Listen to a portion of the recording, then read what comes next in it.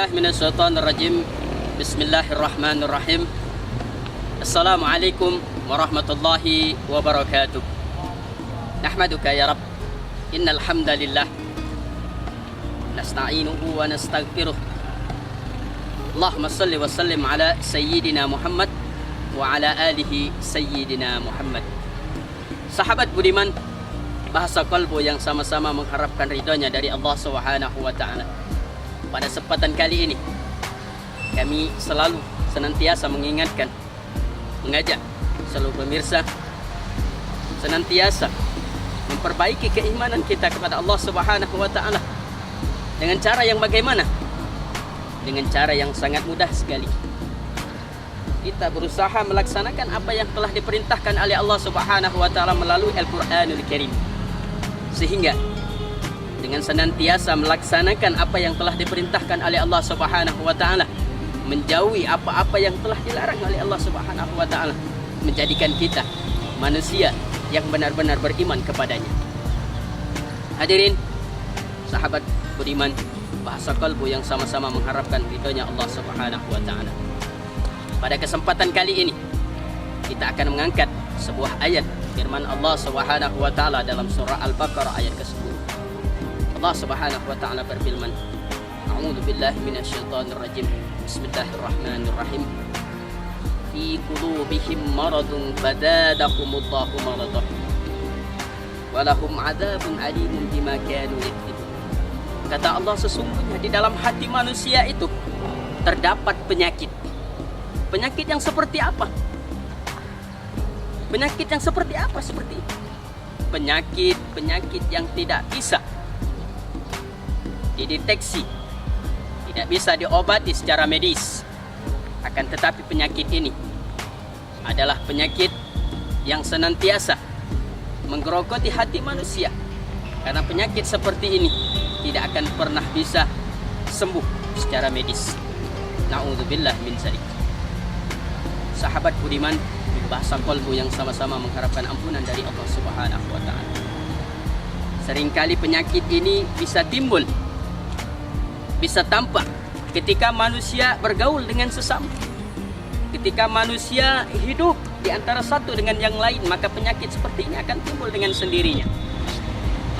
Kalau bahasa wong Palembang itu, nengok tetangga sebelah sugih, mulai keluar penyakit hati ini. Ada tetangga sebelah beli Pajero, badan dia yang saruh. Ada tetangga sebelah beli mobil kijang, badan dia yang kejang-kejang. Bahkan ada tetangga sebelah yang beli mobil truk baru, beli mobil truk, badannya mulai kena stroke. Na'udzubillah min dzalik. Padahal Allah Subhanahu wa taala telah mewanti-wanti.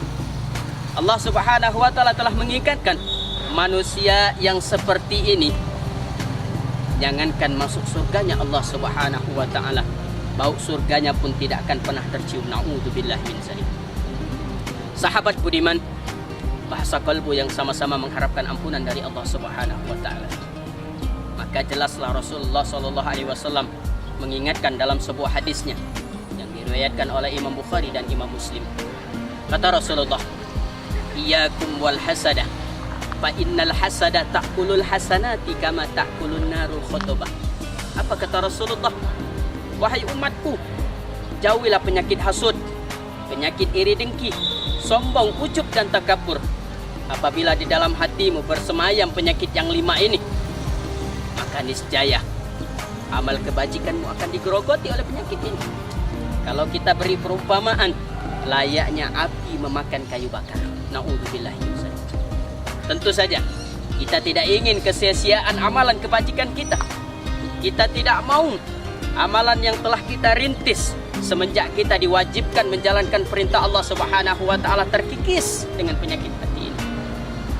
Sahabat budiman, bahasa kalbu yang sama-sama mengharapkan ampunan dari Allah Subhanahu wa taala.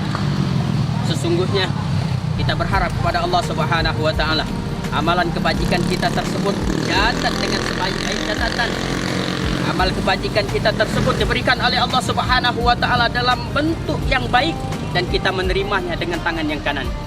Bukan malah sebaliknya, kita diberikan amal catatan kita dalam bentuk yang buruk dan juga melalui tangan yang kiri. Astagfirullahaladzim. sahabat budiman, bahasa kalbu yang sama-sama mengharapkan ampunan dari Allah Subhanahu wa taala. Mari pada kesempatan kali ini kita buka hati kita. Kita lapangkan cara berpikir kita. Bahwasanya ketika ada manusia yang diberikan rezeki yang lebih oleh Allah Subhanahu wa taala, itu adalah sebuah kelebihan. Dan ketika Allah Subhanahu wa taala memberikan sebuah kekurangan bagi kita, maka kita anggap sebagai ujian dari Allah Subhanahu wa taala untuk meningkatkan keimanan kita. Sesuai dengan firman Allah Subhanahu wa taala dalam surah Ankabut ayat 2. A'udzu billahi minasyaitonir rajim. Bismillahirrahmanirrahim.